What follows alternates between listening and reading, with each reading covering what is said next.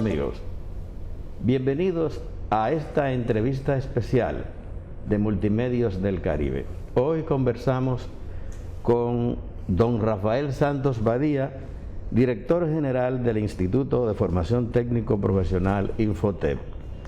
Le acompañan Raiza Pichardo, gerente de competitividad, Maura Corporán, gerente de normas y desarrollo docente, y la colega Desiree Martínez, directora de comunicaciones de Infotep. Bienvenido sea, señor Santos. Muchas gracias, Osvaldo, Linares, Héctor. Para mí es un gusto hablar por estos medios con una historia tan importante en la lucha de la democracia en República Dominicana y con tres directos amigos como son ustedes.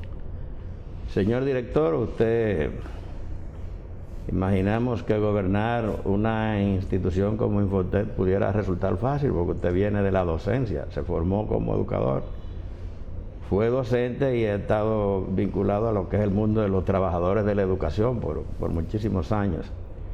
Nos gustaría saber qué encuentra en el Infotep y cómo cree que puede trabajar, contribuir para la formación técnica y profesional de los trabajadores dominicanos. Sí, a mí me gustaría primero contextualizar para que la gente no vaya a tener una confusión. En la República Dominicana existen tres subsistemas de educación y tres autoridades que los rigen.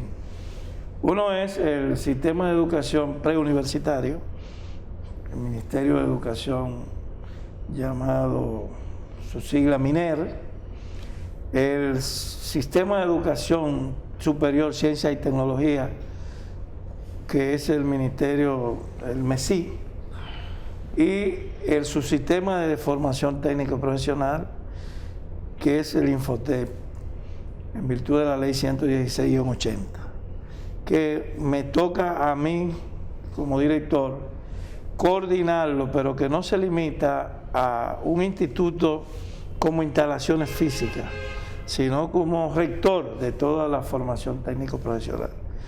Este subsistema, el de formación técnico profesional, está más vinculado al empleo y a la economía. Y como tal, en 41 años, ha formado casi todos los técnicos que trabajan en nuestras industrias, en nuestras empresas, en nuestros servicios, y que esa labor de 41 años le ha ganado autoridad y respeto en los sectores productivos de la vida nacional, porque también es el único que se rige por lo que se llama el tripartismo, es decir, una dirección colegiada integrada en partes iguales por el gobierno, los empresarios y los sindicatos. Entonces esa junta de directores llamada el gobierno de Infotep nos traza pautas, y esas pautas han ayudado a que sea una institución mucho menos expuesta a los vaivenes de la política. Siempre se producen cambios cuando hay cambios políticos, pero el que llega allí tiene que atemperarse con una forma de poder colegiado. Y por tanto, aunque yo soy nuevo en el Infotep, en la dirección, porque yo fui de la Junta en los años 80, pero no son así los técnicos. Los técnicos son veteranos que han visto pasar varios directores. Eso me ha facilitado la gestión, porque estoy rodeado de gente de mucha experiencia y de mucha prudencia. Pero obviamente que usted trae sus ideas, sus visiones, su mismo paso en el pasado como activista sindical por ese cuerpo colegiado. Yo imagino que de alguna forma lo habrán estimulado para contribuir con todo lo que es el equipo y todo lo que son las partes que forman el Infotep. Entonces, nos interesa saber cuáles son los grandes motivos, porque por alguna razón cayó usted ahí. Sí, pudo haber estado en aduanas. Bueno, efectivamente. O en educación. Yo me siento a gusto en esta institución por los planes que estamos desarrollando. Y esos planes nosotros los vemos de esta manera. La humanidad está viviendo lo que puede llamarse la cuarta revolución industrial. Es una revolución de cambio de forma de producir caracterizada por la robótica y la inteligencia artificial. Y eso implica que muchas de las cosas que aprendimos antes ahora no sirven, no van a servir para trabajar. Eso va a provocar desempleo o va a provocar reentrenamiento. Depende de qué hagamos nosotros, el Infotep sobre todo. Y en ese sentido hemos lanzado una consulta nacional. Estamos consultando a la sociedad para saber 3 cosas. ¿Qué tanto éxito ha tenido la gente con lo que el Infotep le enseñó? Primera cosa, ¿consiguió empleo? ¿Vive mejor? Segunda cosa que debemos saber,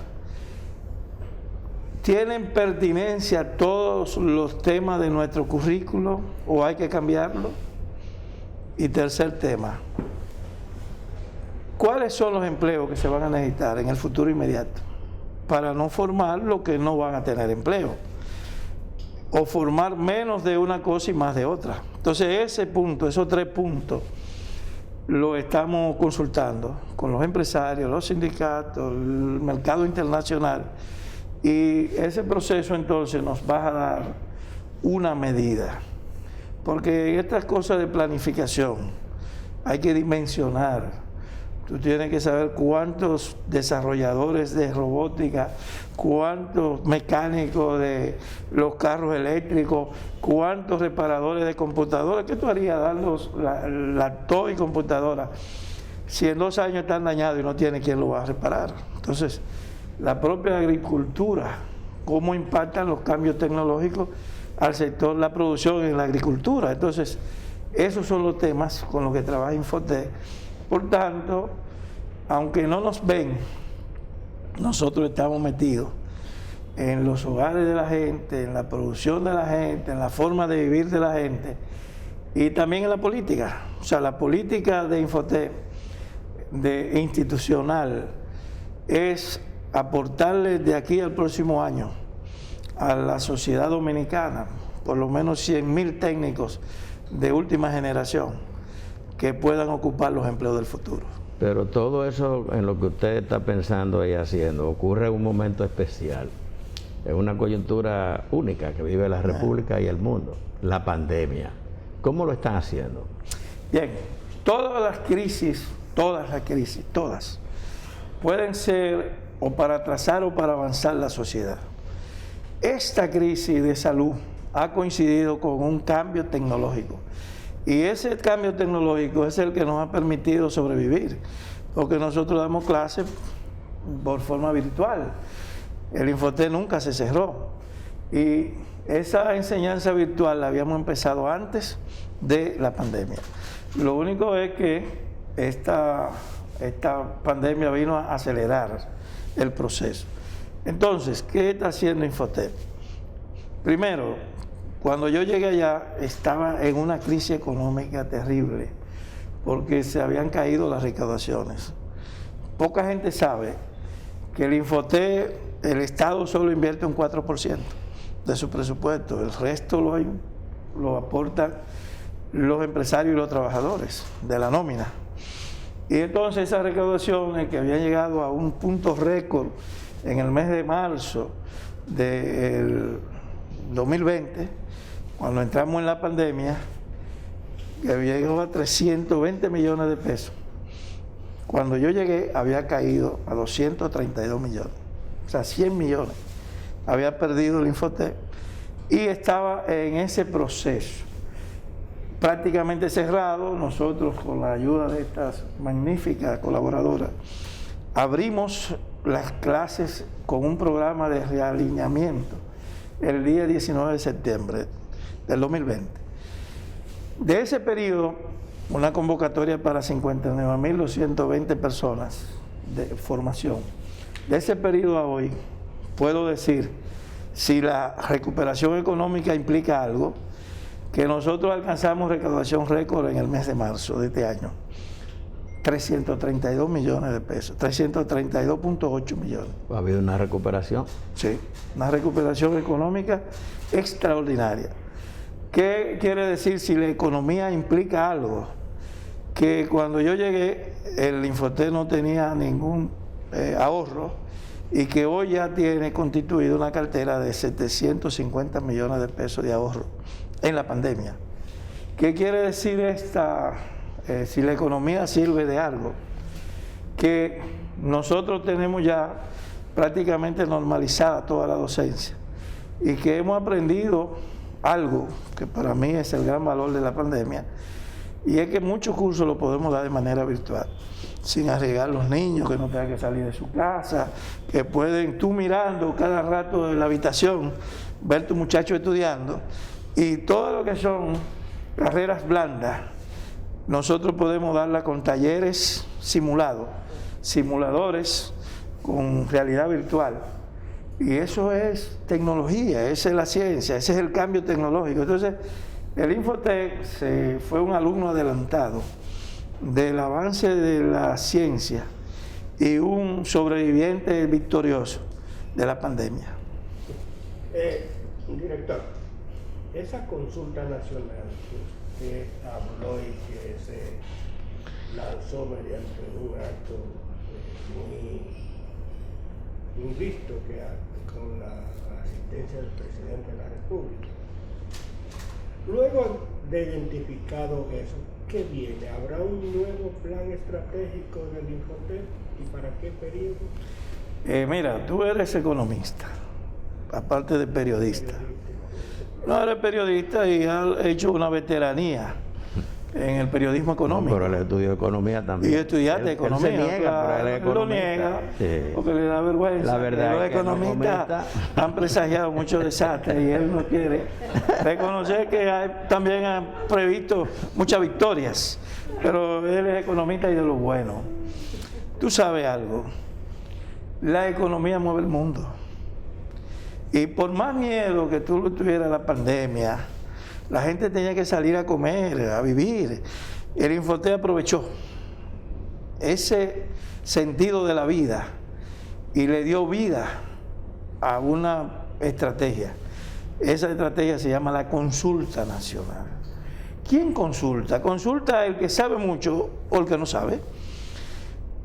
Nosotros confesamos que no sabemos tanto de cómo va a ser el futuro. Lo prevemos. Tenemos una idea de él. Incluso hasta vemos señales. Pero en definitiva, nosotros te necesitamos, y eso sería el acto honrado de un buen educador, revisar nuestra currícula para saber si lo que enseñamos tiene sentido. Pero por eso la consulta se hace en 5 niveles. 1, los colaboradores internos de Infotec, los empleados, los facilitadores, los técnicos. 2, nivel, el tripartismo. Yo quiero preguntarle a los empresarios, ¿cuáles son los técnicos que tú vas a necesitar el próximo año? Entonces ya nosotros sabemos que se necesitan mecatrónicos, no mecánicos. El mecánico automotriz cada día va a tener menos uso. El mecatrónico va a tener mucho empleo. Después explicaré, porque no tengo tiempo ahora, la diferencia entre un mecánico y un mecatrónico. La gente que no está viendo quizás no sabe. Bueno, es una combinación de algo de lo mecánico, procesos manuales y de electrónica, y sobre todo de conocimiento de la computación. Por tanto, es un fenómeno nuevo del conocimiento que es el que tiene que trabajar esta nueva movilidad eléctrica. Mucha gente no compra un vehículo eléctrico porque piensa que es más caro, pensamiento equivocado, o piensa que eso no corre mucho, segundo error. Tercero, o piensa que es peligroso, porque la gente piensa, pero sobre todo porque piensa que quién se lo va a reparar. Entonces, cuando tú piensas todas esas cosas negativas, mejor no hacer nada. Pero de todas formas, hay personas que tenemos la obligación de responderle todos esos pensamientos de la gente. Y por eso estamos formando aquí, muy cerca de estas instalaciones de los medios del Caribe, ya los los formadores de los mecánicos eléctricos, que por eso se llaman mecatrónicos. Estamos formando ya los programadores de software, los desarrolladores de software, los reparadores de computadoras, los técnicos de invernaderos, etcétera. ¿Y los docentes de dónde salen? Los docentes para formar en esas áreas. Es una pregunta interesantísima, Osvaldo, sobre todo tú que tienes un vínculo muy prolongado con la docencia.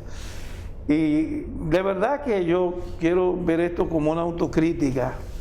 En mis años de maestro, yo me he dado cuenta que los cambios de reformas educativas, la mayor resistencia han sido los educadores. Muchas veces, porque la gente confía demasiado en lo que sabe y se resiste a lo nuevo.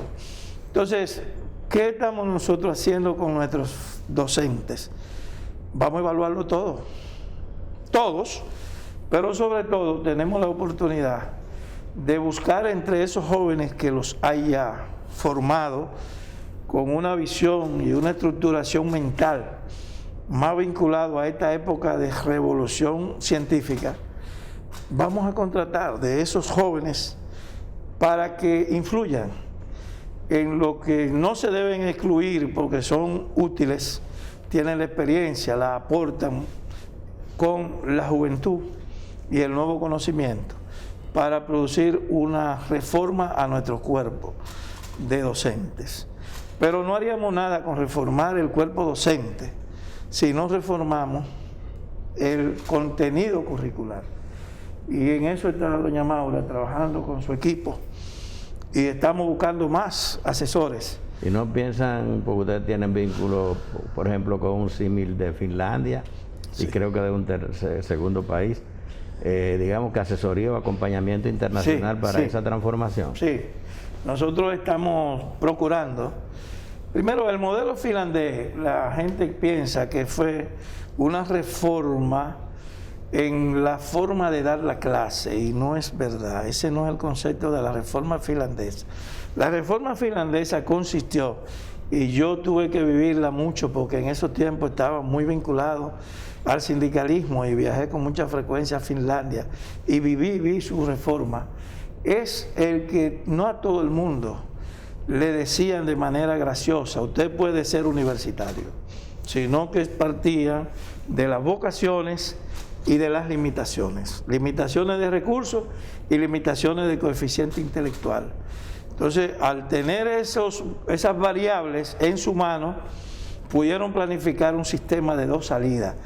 Una salida científico-técnica, donde va la gente saliendo hacia el empleo sin tener que llegar a ser un estudiante superior, me refiero al nivel, no al conocimiento, y esos técnicos van encontrando empleo, y una salida científico-humanista. Entonces, el que va a estudiar técnica, es posible que muchas de las cosas que se enseñan en los científico-humanistas no lo necesite tanto, o viceversa. Entonces, esa reforma de Finlandia es un modelo que debemos tomar en cuenta, sobre todo los países que tenemos recursos limitados, para no seguir frustrando a la gente, para no seguir formando tantos profesionales y para no tener 40, 50 instituciones cuando podemos consolidar el sistema de formación superior. Y mucha gente que va a una carrera universitaria porque no tiene otra esperanza, puede conseguir en una salida técnica la solución de su vida. Y el otro sistema entonces pues sigue promoviendo la excelencia. De manera que sí, el Infotep toma en cuenta la reforma finlandesa, que es el modelo replicado en la Unión Europea. Pero también tomamos en cuenta la reforma china. Los chinos son gente con una sabiduría milenaria que tiene mucho sentido práctico de sus conocimientos. ¿Por qué? Porque el chino se basa en la observación y la experimentación. Y eso le ha permitido construir una cultura de 8.000 años con muy buenos resultados. Y esa observación nos llevó a firmar un convenio con el Instituto Tecnológico de Nankín, que no estamos mandando gente y trayendo técnicos de allá por el tema de la pandemia, pero ya casi estamos empezando el intercambio. Y también observamos el modelo vasco, que es un modelo tecnológico magnífico. Y vamos a tener esta tarde una reunión virtual con el SENA de Colombia, que tiene mucho avance en el uso de simuladores. Y en fin. En sus orígenes, sí, ustedes trabajaron, la institución, sí, ¿verdad?, con los alemanes, el también, sistema dual, también. CGZ. El sistema dual, que lo coordina Raiza Pichardo, es una experiencia alemana, Sí. que es muy exitosa. Ella le permitió esta experiencia salir de la Segunda Guerra Mundial en forma victoriosa. ¿Eso es el pasado o siempre será un referente? Siempre será un referente, porque el modelo, incluso si Raiza quiere, puede explicar un poco cómo funciona el modelo dual, y siempre será un referente para nosotros. El modelo dual para nosotros fue una referencia de Alemania. De hecho, la Cámara de Bajo Palatinado de Alemania fue quien orientó al Infotec en el proceso. Es un sistema de aprendizaje, más que nada, que busca generar una combinación de la formación académica con lo que es la experiencia práctica en la empresa. En el caso del Infotec, nosotros tenemos un modelo de formación dual con características que corresponden a lo que es un sistema de aprendizaje. Una currícula que se diseña en función a las necesidades del sector productivo, en el oficio y la ocupación que se requiere. Un monitor que está en la empresa supervisando el trabajo que desarrolla el aprendiz. Una formación técnica en la escuela, en los centros de formación del Infotec, dando seguimiento a ese programa, esa currícula que se ha diseñado. Hay un contrato de aprendizaje que se firma con la empresa y el aprendiz, que es avalado por el Infotec y registrado y validado en el Ministerio de Trabajo, lo que garantiza la relación de aprendizaje que tiene ese joven en la empresa, indicando que no es un trabajador, sino que es una persona que está en un proceso de enseñanza-aprendizaje con un seguimiento estructurado. Y un reconocimiento de una calificación de técnico, que es reconocido por la institución como una titulación de técnico, pero que también es valorado por la industria en función del nivel académico. Siguiendo la línea de lo que es el Marco Nacional de Cualificaciones, el técnico de la formación dual del Infotec caería en el nivel 3 del Marco de Cualificaciones, por lo tanto, tiene un reconocimiento en la industria, pero también tendrá un reconocimiento en lo que es el Marco Nacional de Cualificaciones. Y me gustaría que doña Maura explique en qué consiste el Marco Nacional de Cualificaciones, que es la gran esperanza para cambiar la ruta de estos sistemas educativos obsoletos, atrapados en el tiempo, que padecen las repúblicas bananeras. Entonces, Maura, por favor. Bueno, el sistema educativo dominicano en su totalidad está inmerso desde hace ya varios años que venimos trabajando lo que es el Marco Nacional de Cualificación, que es la nivelación de toda la formación y capacitación que se da en el sistema completo. De hecho, el marco contiene 8 niveles de cualificación. En el caso nuestro, al Infotec le corresponde formar en los 4 primeros niveles de formación: nivel 1, nivel 2, nivel 3, nivel 4. A la MESIC le corresponde del nivel 5 al nivel 8, y a la MINER también le correspondió del nivel 1 al 4, pero en la educación formal. Eso va a permitir primero la articulación en el sistema, la vinculación que no se da en este momento. Al igual también aclarará para el sistema completo y los clientes usuarios del sistema de cómo puede ir progresando por niveles, cómo ir pasando de un nivel a otro y dónde está ese nivel y qué debe hacer para ser aceptado o no de un nivel a otro. Realmente es un instrumento muy valioso. En este momento está cursando en el Congreso como un anteproyecto de ley. De hecho, entiendo, director, y usted también tiene información que ya está bastante adelantado, porque ya viene de antemano con un consenso a nivel del sistema educativo completo. De hecho, ya todos los países europeos y países desarrollados tienen su marco de cualificaciones. Todavía República Dominicana no lo había tenido, pero qué bueno que las 3 instituciones del sistema se pudieron poner de acuerdo para tener nuestro marco nacional de cualificaciones. En este momento ya también el Infotec hizo un análisis de su oferta formativa en función del marco nacional de cualificaciones y de las familias profesionales también que vamos a tener en el sistema educativo dominicano. El marco plantea 22 familias profesionales. Eso va a permitir que hablemos el mismo lenguaje y que las estadísticas se puedan encontrar también. De pronto, la minera le llamaba a un área de una manera y yo de otra. Entonces, estadísticamente nunca se iban a encontrar, ni nunca íbamos a hablar el mismo lenguaje. Ya esas 22 familias están asumidas por las 3 instituciones también, pero al igual... ¿Y qué son familias? Las familias profesionales son áreas que tienen ocupaciones afines o complementarias a un área. Por ejemplo, cuando yo te digo comercio y servicio, ahí está todo el área comercial, todo el área de servicio, que de hecho es una de las áreas puntuales, electricidad y electrónica, pero ya le estoy llamando de igual manera. Y cuando yo cuente que ese era uno de los elementos también de ayuda del marco, y es que cuando queríamos saber a nivel de sistema cuántas personas habían formado en electricidad y electrónica a nivel, en los 8 niveles, o sea, minera, en lo técnico profesional, Infotec y la educación superior, no había manera, porque le denominábamos de manera diferente. Entonces esas son de las cosas que ha logrado el Marco Nacional de Cualificaciones.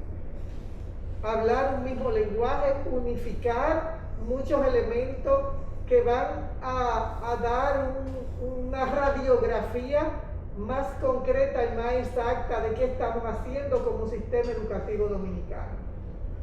Bueno, hablando de esa especie de interacción entre esos componentes del sistema educativo que usted mencionó al principio, educación básica, educación superior y educación técnica, hay algunas cosas también que quizá en el futuro se puedan hacer y se han planteado, pero obviamente con el tema de la pandemia muchas cosas se han pospuesto. Por ejemplo, se ha hablado de la necesidad de que se fortalezca el contenido en la tanda extendida, y se ha dicho en algún momento que el Infotec podría jugar un rol fundamental en ese proceso. No sé si eso en esta gestión se ha tomado en cuenta. Hace 15 días el presidente convocó al gabinete de educación, la primera reunión, donde las 3 autoridades, más el ministro de Trabajo y el presidente y la vicepresidenta,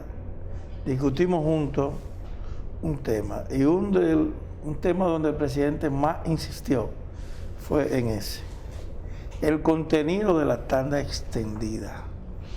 Y eso evidentemente que va a ser un tema de los próximos años, porque una tanda extendida sin contenido lógico, más que un premio es un castigo a un pobre estudiante que tenga que padecer malos profesores durante 8 horas. Entonces, tenemos que agregarle a la tanda extendida contenido de combinación de trabajo, práctica, materias vocacionales y también deporte, actividades lúdicas. O sea, no es una rutina cansona, sino un espectáculo agradable, tiene que ser la educación. Por eso, el Infotec va a ayudar al MINER en el tema de la transformación de una parte de los liceos secundarios en politécnicos, para que esa parte, que puede ser un 50% de los liceos, con un contenido ya definido, mucho más vinculado a la formación de la psique y de las habilidades del joven y su vinculación al empleo, si no va a continuar o aunque vaya a continuar una carrera universitaria superior, es parte de esa estrategia. Entonces, lo que te estoy contestando, Héctor, es que en los próximos meses Infotec va a reformar su currícula vinculado al marco de cualificaciones y vinculado a la consulta nacional que estamos haciendo. Los demás ministerios tendrán, o los ministerios, porque nosotros no somos ministerios, ministeriamos un área de la educación, pero no tenemos la jerarquía de un ministerio, sino de un subsistema. Pero los dos ministerios fundamentales, vinculados también, que me olvidé de citar, en el gabinete educativo, el Ministerio de Cultura, vamos a tratar de actuar unidos y ahí podremos definir juntos un currículo de la tanda extendida, cuya mayor responsabilidad es de el MINER, Ministerio de Educación, porque es en ese nivel de la educación preuniversitaria donde se concibe la tanda extendida. Nosotros trabajamos con otros horarios de otra manera, incluso el Infotet tiene la decisión de no perder lo que avanzó con la educación virtual. O sea, nosotros ya vamos a combinar lo presencial con lo virtual. Y en ese sentido no tenemos un sistema de tanda extendida. Nosotros vamos a tener un sistema de clases en aulas, en talleres, en laboratorios y práctica en empresas, que es el programa dual.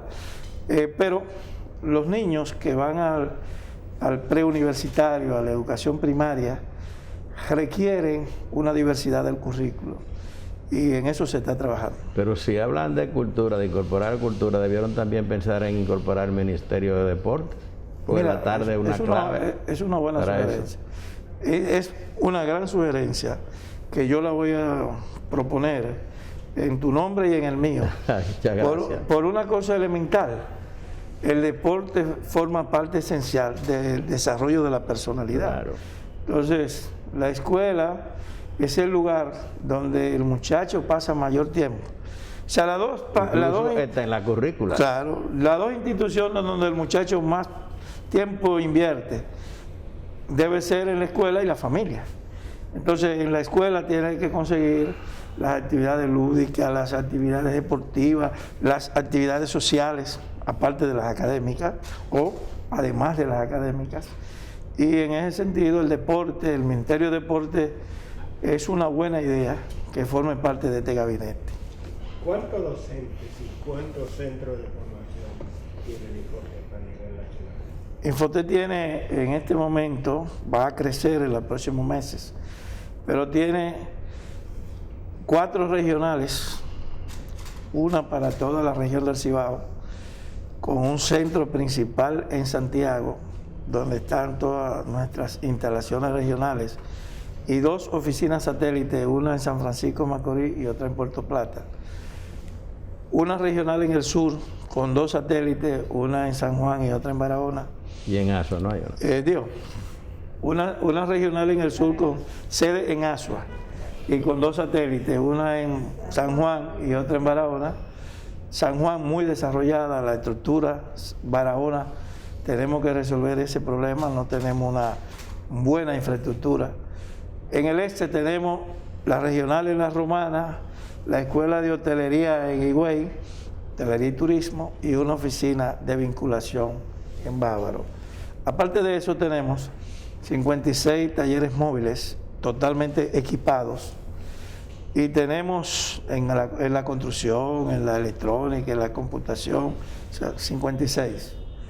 Y tenemos 283 centros privados que brindan servicio a Infotet, que se llaman COS, Centros Operativos del Sistema, que puede ser un instituto salesiano o jesuita o un colegio evangélico si tiene talleres, o una universidad que dé formación técnica continuada, indistintamente.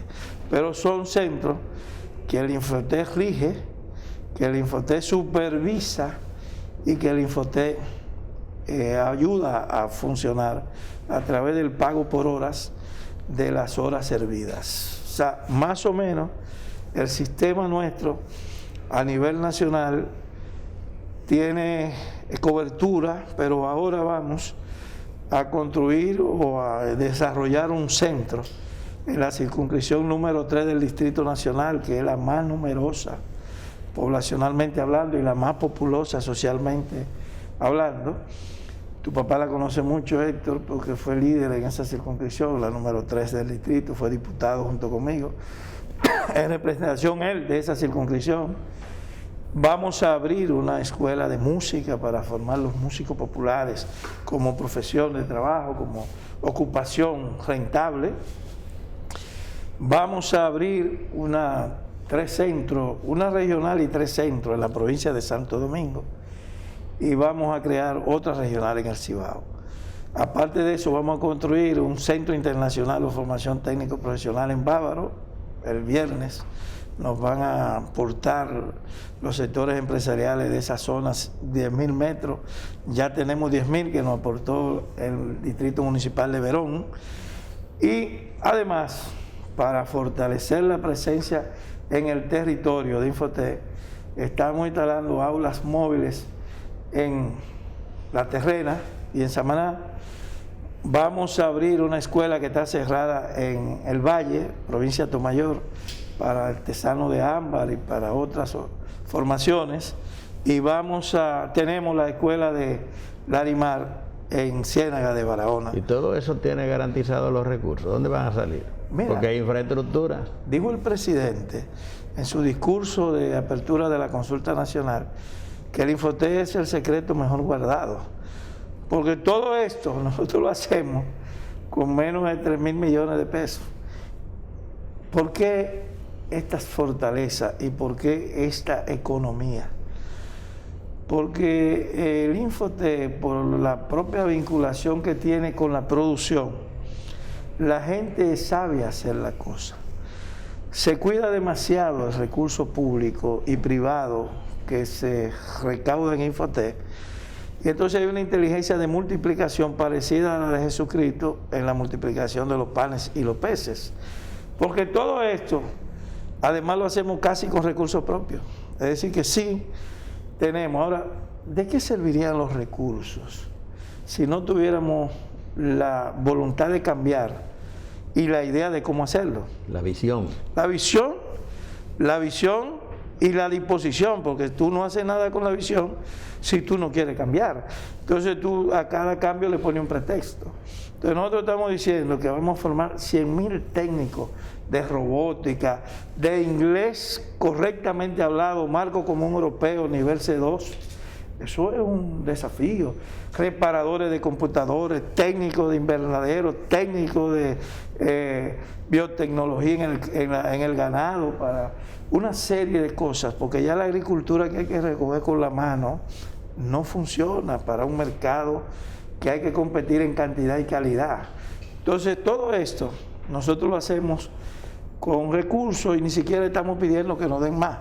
Nosotros lo que estamos pidiendo es que los muchachos que van a los cursos de Infotec lo aprovechen. Eso sí, porque vale la pena que un esfuerzo así, apoyado por la sociedad, apoyado por las fuerzas productivas, y cuando digo las fuerzas productivas no me refiero solo a los empresarios, también a los trabajadores, vale la pena que lo cuidemos. Entonces, sí, los recursos están. El presidente está muy interesado en esto. Ustedes saben que el presidente Abinader es un hombre que viene del empresariado y viene de la academia, 2 formaciones muy fuertes en su currículo, y él está interesado en este desarrollo de Infotec. Ahora, ¿dónde vamos nosotros a poner más énfasis en esta agenda? Porque esto es una distribución nacional, el desarrollo hay que construirlo donde vive la gente. Nosotros vamos a hacer un esfuerzo especial en la frontera para poder dominicanizarla. Porque si tú no formas a la gente que vive en la frontera y se abre, por ejemplo, un destino turístico en Pedernales, sin que la gente allá esté formada para ser albañil, plomero, electricista, técnico de turismo, chef de cocina, ¿de qué van a ser los empleos? De extranjeros de España. No me refiero a los del lado, me refiero que los puestos buenos lo ocupan extranjeros de otras nacionalidades, y los otros puestos tenemos allí gente esperando del otro lado de la frontera. Entonces, el dominicano necesita ser formado en forma productiva para trabajar, y ya nosotros nos estamos trasladando a Pedernales con toda nuestra fuerza de formación pero no nos vamos a quedar en Pedernales. ¿Qué van a instalar en Pedernales? Vamos a instalar una escuela primero de formación de trabajadores de la construcción.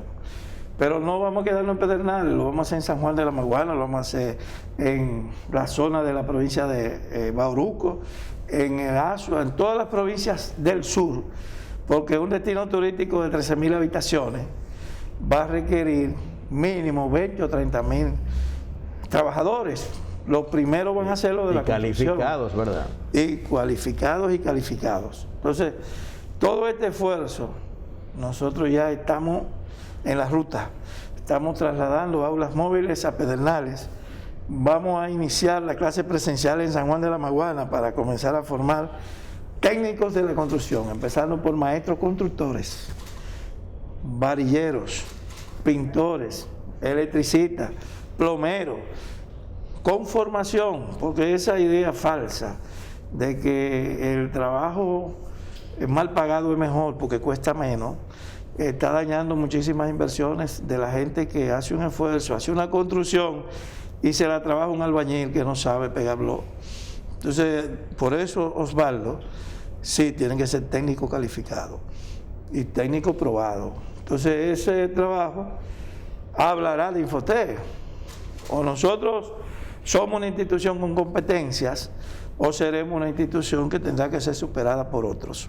Y ese desafío es el que yo le digo a mi gente cuando hablo con ellos sobre la consulta, que no esperemos que nos sustituyan por ineficientes, sino que asumamos el paso al frente de hacer el cambio. Están obligados porque ustedes son la institución rectora de la formación técnica, por la ley es un mandato de la ley. Un mandato de la ley, pero tú no lo cumples.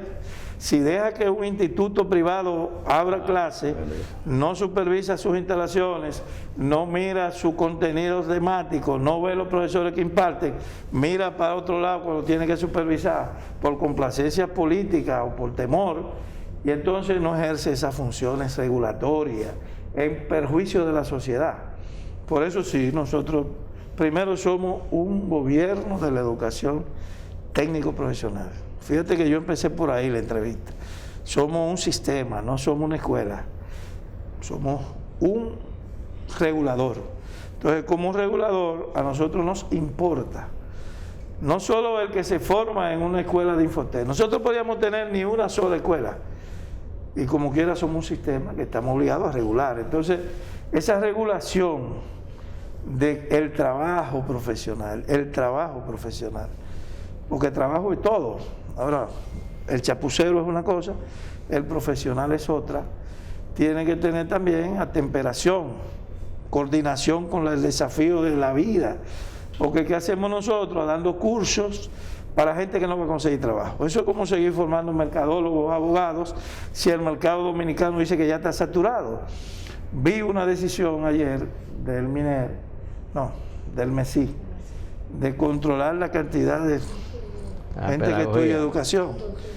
Y me pareció interesante, no quiero decir que sea bueno o que sea mala, quiero decir interesante, que las instituciones comiencen a preocuparse de cuántos se necesitan y cuánto egresamos. Y la calidad. Y la calidad. Y la pertinencia. Todos estos son elementos que requieren de una visión, como decía el doctor Peña Gómez, de ver más allá de la curva. Porque ver más allá de la curva es anticiparse al choque, a la colusión con el problema. Entonces, ahora nosotros estamos en el estado que debe situarse toda persona que tiene una responsabilidad pública, y es la autocrítica. La autocrítica no por nosotros, que tal vez lo hemos estado haciendo bien, la autocrítica por la sociedad, que tal vez no se ha interesado por lo que hacemos nosotros. Entonces nos estamos autocriticando.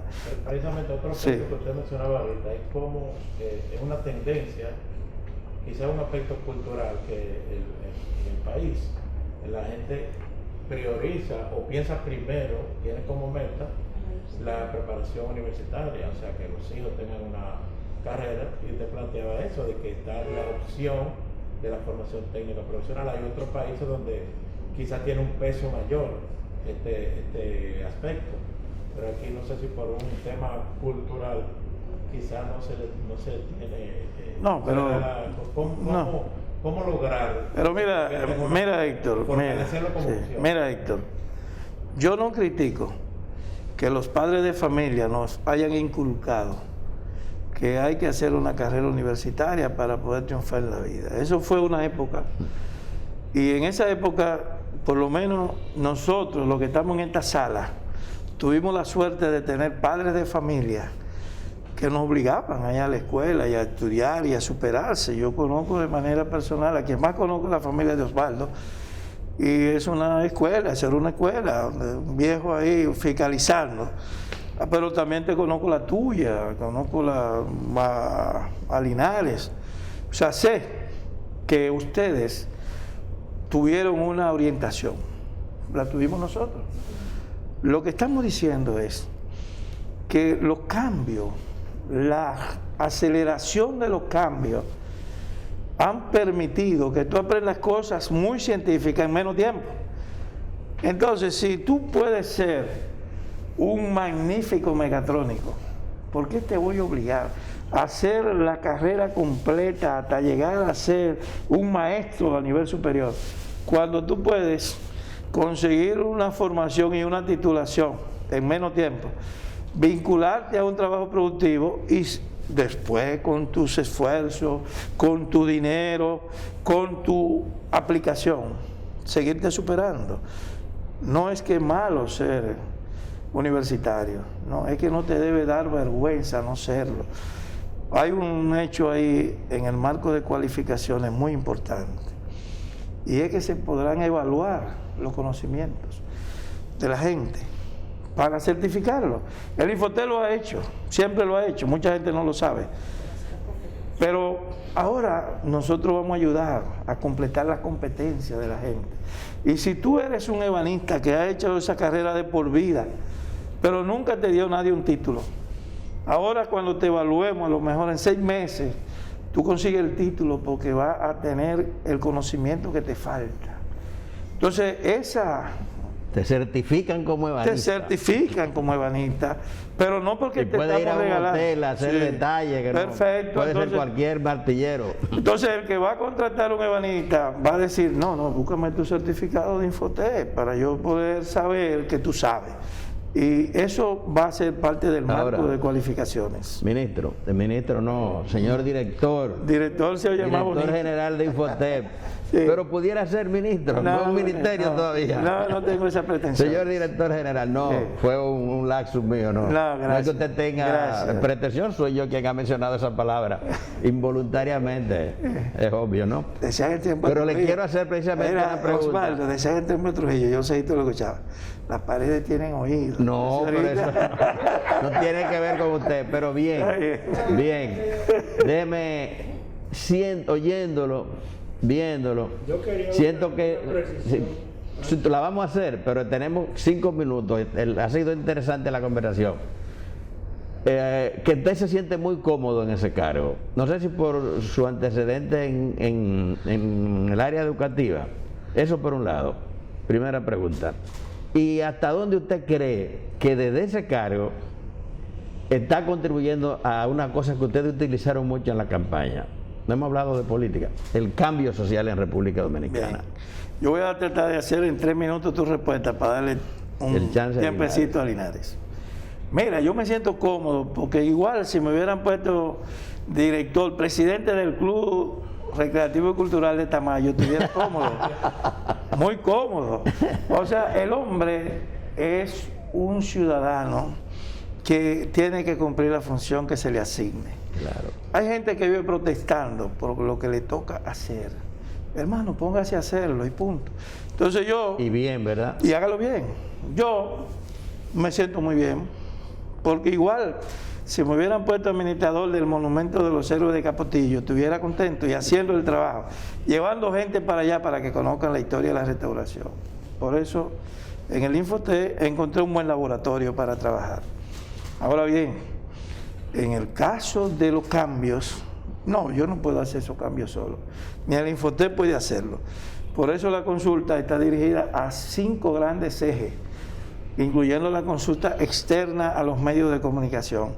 Nosotros queremos crear una ansiedad de la gente por el cambio, una obligación de pensar en el cambio, una cultura del cambio, y en el marco de ese movimiento de cambio hacer el nuestro, que es la currícula moderna vinculada al futuro, la formación de empleados para ese mercado mundial que lo está demandando y para ese mercado de servicios que lo está necesitando. De manera que nuestras pretensiones son de dos niveles: promover la idea del cambio y hacer el cambio que nos toca a nosotros.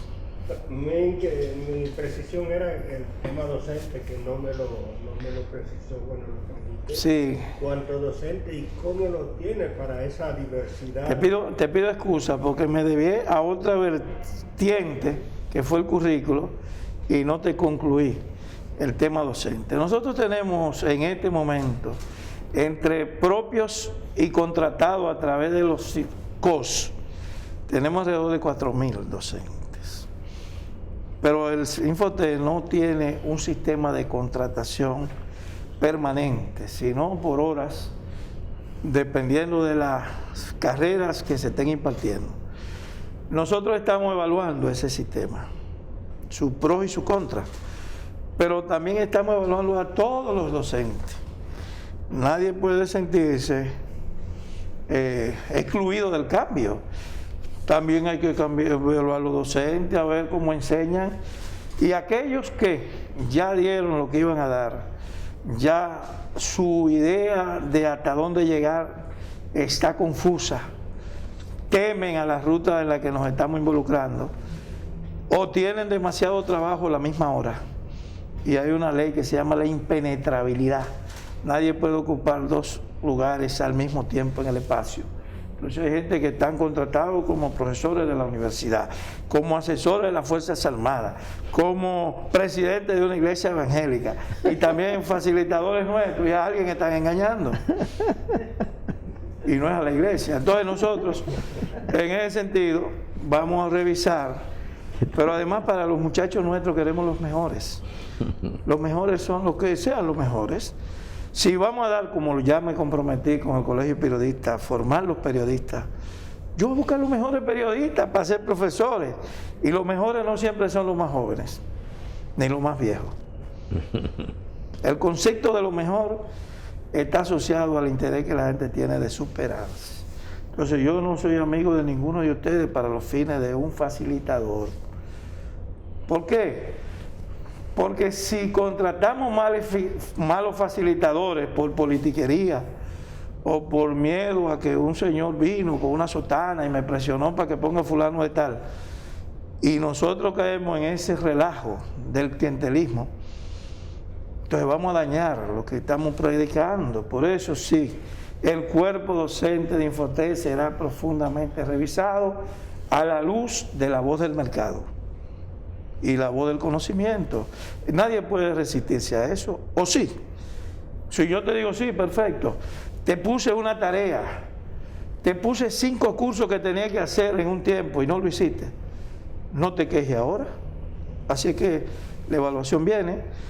Uno de los fracasos, y con esto termino, de lo que fue las pruebas nacionales, es que solo evaluaban a los estudiantes, nunca se evaluaron los centros educativos ni a los profesores.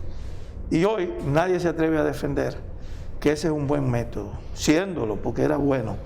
Pero si tú nada más evaluabas a los estudiantes y no a quien daba la clase, a la larga parecía que el culpable de no pasar de curso era el estudiante. Por eso, en el Infotep tenemos que evaluar al director. Ya yo me tengo que callar y demostrar hechos, no palabras. Se lo dije ayer a mis compañeros de gestión, las palabras sobran ya. Hay que evaluar al director, hay que evaluar a los funcionarios, hay que evaluar los empresarios para que hablen y digan los técnicos que necesitan, y hay que evaluar a los profesores. Rafael Santos Badía, director general del Infotep, gracias por aceptar nuestra invitación, venir aquí a Multimedios del Caribe.